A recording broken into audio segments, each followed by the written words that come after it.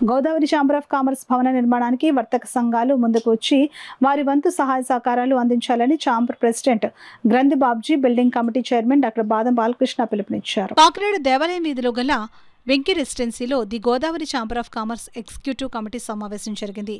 Chamber president Granthi Babji అధ్యక్షతన జరిగిన సమావేశంలో ప్రధాన agenda the Godavari chamber of commerce భవన నిర్మాణ పురోగతి నిర్మాణం పూర్తి చేసేందుకు సభ్యుల అభిప్రాయ సేకరణ కార్యక్రమం జరిగింది. ఈ సందర్భంగా గ్రంథి బాబ్జీ మాట్లాడుతూ ఛాంబర్ భవన నిర్మాణం పూర్తి చేసేందుకు ఇంకా ₹1,50,00,000 కావాల్సి ఉందని అన్నారు. ఇప్పటికీ కొన్ని వర్తక సంఘాలు వారి వంతుగా విరాళం అందించాయని అన్నారు. కార్యక్రమంలో భాగంగా institute of chartered accountants Kakinada chapter chairman Talluri Srinivasaraju మాట్లాడుతూ ఈ నెల 27వ తేదీన కాకినాడ ఎన్ఎఫ్సిఎల్ రోడ్లో గల ఇన్స్టిట్యూట్ భవనంలో ఎంఎస్ఎంఈ మహోత్సవంలో భాగంగా ఎంఎస్ఎంఈ రిజిస్ట్రేషన్ వల్ల కలిగే ప్రయోజనాల గురించి వక్తలు తెలియజేయనున్నారని అన్నారు. ఈ సదస్సును ట్రేడర్స్ అంతా సద్వినియోగించుకోవాలని అన్నారు. కార్యక్రమంలో పలువురు వర్తక సంఘాల ప్రతినిధులు వారి అభిప్రాయాలు తెలియజేశారు. ఈ సందర్భంగా president Granthi Babji, building committee chairman doctor Badam Balakrishna, vice president Degala Ramesh, CA Talluru శ్రీనివాసరాజులు మీడియాతో మాట్లాడారు. ఈ కార్యక్రమంలో chamber secretary Pasmarthi Kasi Visweswararao, treasurer Gurram Satyanarayana, Venkatesh, Vijayakrishna, Nekkanti Srinivas, అనశెట్టి Ramakrishna, చెన్నబిల్లి Ravi Anand, Mummadi Venkateswararao, Sai, నామన రమేష్, నాగార్జున ప్రసాద్, సిరి శ్రీనివాస్, కొమ్మిశెట్టి కుమార్, సాయి, పూర్ణచంద్ర రవికుమార్, వేణునాథరావు, వివిధ వర్తక సంఘాల ప్రతినిధులు పాల్గొన్నారు. ఇన్స్టిట్యూట్ తరఫున ఒక ఆల్ ఓవర్ ఇండియా ప్రోగ్రామ్, ఎక్కడైతే బ్రాంచ్ ఉందో, సిఏ బ్రాంచ్ ఉందో వాళ్ళందరూ కూడా 27th ట్రేడర్స్ బెనిఫిట్ కోసం we are conducting a meeting. 27th morning 10 to 1:15 మా ఇన్స్టిట్యూట్ బ్రాంచ్ నాగమల్తోడు జంక్షన్ దగ్గర ఉన్నారండి, ICI Bhavan. Me chamber of commerce building వస్తుంది కదా, దాని దగ్గరలో ఉన్నారు. అక్కడికి మీరందరూ కూడా మీ మెంబర్స్ని మీరు అందరూ కూడా పర్సనల్గా వస్తే మీకు దీనివల్ల వచ్చే బెనిఫిట్స్ ఏం బెనిఫిట్స్ ఉన్నాయి అంటే కొన్ని బెనిఫిట్స్ ఇక్కడ ఆల్రెడీ మీకు అంటే బ్యాంక్లో తీసుకుంటే ఇంట్రెస్ట్ ఏ విధంగా మీకు బెనిఫిట్ ఉన్నది, లేకపోతే కొంత అమౌంట్ లోన్ వరకు కొలెటరల్ సెక్యూరిటీ ఎందుకు ఇవ్వక్కర్లేదు. సో ఇలాంటివి చాలా ఉన్నాయండి. ఇప్పుడు ఎక్స్పోర్ట్ చేసే వాళ్ళకి what are the other benefits they are having. దీంట్లో ఎంఎస్ఎంఈ రిజిస్ట్రేషన్ చేసుకున్న మహిళా వ్యాపారవేత్తలకి ఏమేమి బెనిఫిట్స్ ఉన్నాయి, ఇవన్నీ ఓన్లీ జస్ట్ కొన్ని విషయాలే మేము చెప్తున్నాము.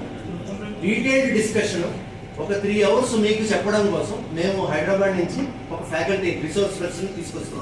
ఆవిడ కూడా చార్టర్డ్ అకౌంటెంట్ దుర్గాంజలి గారని. ఆవిడ వచ్చి మీకు మీ మెంబర్స్కి అటెండ్ అయిన వాళ్ళందరికీ కూడా మొత్తం ఎక్స్ప్లెయిన్ చేస్తారు. మేము ఆల్రెడీ గ్రంథి బాబ్జీ గారి సహకారం తీసుకుని మన కాకినాడ ఎంపీ గారిని ఇన్వైట్ చేయడం జరిగింది. ఆయన చీఫ్ గెస్ట్ కింద రావడానికి he has given his consent kindly. And also మేము joint director district industry centre ఆయన కూడా రిక్వెస్ట్ చేయడం జరిగింది. ఆయన కూడా గెస్ట్ ఆఫ్ ఆనర్ కింద వస్తున్నారు. సో మన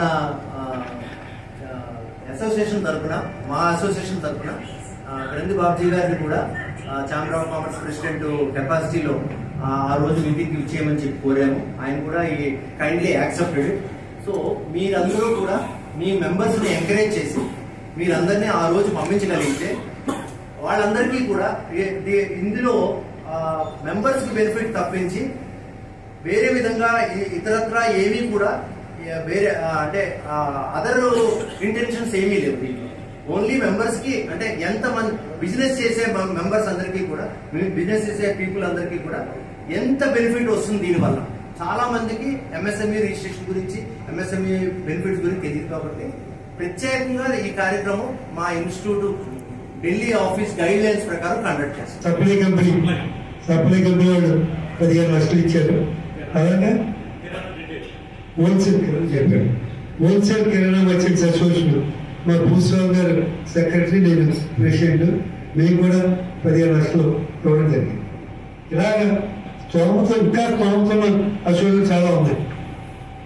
ఇండివిజువల్గా కూడా ఇచ్చేవారు కూడా మనం ఏ విధంగా లోటు లేకుండా ఏ వర్క్కి ఎంత అవుతుందో ఒకసారి ప్లాన్ చేసుకుని దానికి వర్క్ చేస్తే టైల్స్ చేస్తే ఎంత వాళ్ళ ఫోటో హాల్లో పెట్టి వాళ్ళ పేరు కూడా మన మార్బుల్ స్టోర్ మీద వేయించి వాళ్ళకి ఆ డబ్బులు బట్టి సంవత్సరంలో ఒకసారి లేదా 5 ఏళ్ళకి 2 సార్లు 3 సార్లు మనందరూ డిసైడ్ చేసుకుని వాళ్ళకి ఇచ్చినట్లయితే డొనేషన్ ఇచ్చిన వాళ్ళు కూడా ఏమీ ఇబ్బంది పడరు.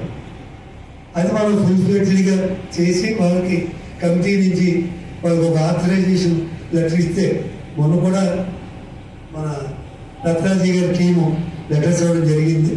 ఇంకా అందులో ఏమైనా మార్పులు ఉంటే మనందరం యాక్సెప్ట్ చేస్తే దాన్ని కూడా మార్పు చేద్దాం, ఏమి ఇబ్బంది ఏం లేదు. అక్కడ ఐ బ్యాంక్ అయినా ఇప్పుడు పెట్టి క్లినికల్ ల్యాబ్ అయినా Lions club Jaggapeta eye hospital అయినా లయన్స్ క్లబ్ 3.5 కోట్లు పెట్టి రాయపేటలో లీడర్షిప్ ఇచ్చేటువంటి నిర్ణయం నాగరేట్ చేశారు.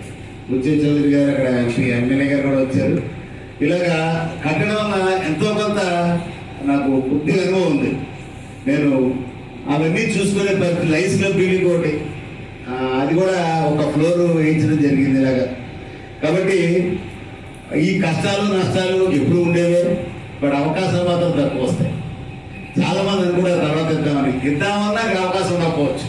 ఆ బిల్డింగ్ కంప్లీట్ అయిన తర్వాత అయ్యో నా పేరు ఉంటే బాగుండేది, లేకపోతే మేము ఇస్తే బాగుండేది అనుకునేవాళ్ళు చాలా మంది ఉంటారు, బయట చెప్పారు. బట్ ఇవన్నీ దృష్టిలో పెట్టుకొని మీ దగ్గరికి కానీ మీ సంఘం దగ్గరికి వచ్చినప్పుడు కనీసం మన వంతు బాధ్యతగా మిగతా చేస్తుంటాం. బట్ ఇదేంటంటే మనం చేసే వ్యాపారానికి సంబంధించిన బిల్డింగ్. నేనే చూడండి, ఇల్లు కట్టుకోవడం కాకుండా మీరు ఒక క్లబ్లో ఉండొచ్చు, మీ సొంత అసోసియేషన్ ఉండొచ్చు. బట్ ఏదైనా కష్టం వచ్చినప్పుడు అన్ని అసోసియేషన్లకు అండగా నిలిచేది పదార్థ ఛాంబర్స్ ఉంటాయి. ఇచ్చేత అలాగా డిలే జరిగింది. కిరాయి ఇప్పుడు బిల్డింగ్ అసోసియేషన్ వాళ్ళు ఉన్నారంటే వాళ్ళు ఎంత ఇవ్వచ్చు, వాళ్ళు ఇంకా ఇవ్వలేదంటే మేము అలా కాదు సార్, వాళ్ళు ఎంత అనుకుంటున్నాం బిల్డింగే కట్టించి ఇచ్చారు. దేనికి కూడా అభ్యంతరం రానప్పుడు మీరు కూడా రాదు అన్నది నా అభిప్రాయం. అంటే ఒకవేళ అలాగా 50 lakhs ఎవరైనా ఇచ్చినట్టయితే మనకి మేజర్ బడ్జెట్ కొంత చాలా మటుకు తగ్గుద్ది. కాబట్టి దానికి ముందు మన బోర్డు ఇప్పుడు ఇక్కడ చాలా అసోసియేషన్ ప్రెసిడెంట్ సెక్రటరీలు వచ్చారు కాబట్టి మీ యొక్క అంగీకారం తెలియపరిస్తే next step executive committee meeting కూడా ఇప్పుడు త్వరలో పెడతాం. ఇంకేంటంటే ఇప్పుడు మొన్న ప్రమాణ స్వీకారం చేయడం అన్నది ఏంటంటే మూలం వచ్చేస్తుందన్న ఇదిలో తక్కువ టైంలో చేయడం వల్ల ఏంటంటే ఓన్లీ బోర్డే ప్రమాణ స్వీకారం చేయడం జరిగింది. అయితే ఆ బోర్డు మీటింగ్ లోనే మనం చెప్పడం జరిగింది ఏంటంటే ఉన్న 28 అసోసియేషన్ తాలూకు ప్రెసిడెంట్ సెక్రటరీలు ఈసీ మెంబర్లు అవుతారు. అదేవిధంగా ఉన్న అసోసియేషన్ లో మెంబర్ స్ట్రెంత్ పెట్టి ఒక్కొక్కరిలో ఇద్దరు మళ్ళీ ఈసీ తీసుకుంటామని చెప్పండి. ఆల్మోస్ట్ నేను గ్రూప్ లో ఒక 70-80 నెంబర్ల దాకా యాడ్ చేయడం జరిగింది. ఇంకా మిగిలిన కూడా పెట్టిన తర్వాత త్వరలో ఈసీ కమిటీ కూడా మీటింగ్ పెడతాం. కాబట్టి ఈ బోర్డు ముందు దీనికి యాక్సెప్టెన్స్ చెప్పినట్టయితే ఈసీ కమిటీలో దాన్ని అప్రూవ్ చేసుకుని మనం ఎదగడానికి అవకాశం ఉంటుంది. కాబట్టి మీ యొక్క అందరూ ఏకైకంగా చెప్పదలుచుకుంటే ఒకసారి చెప్పడం ద్వారా తెలియపరచమని చెప్పి నేను కోరుతున్నాను.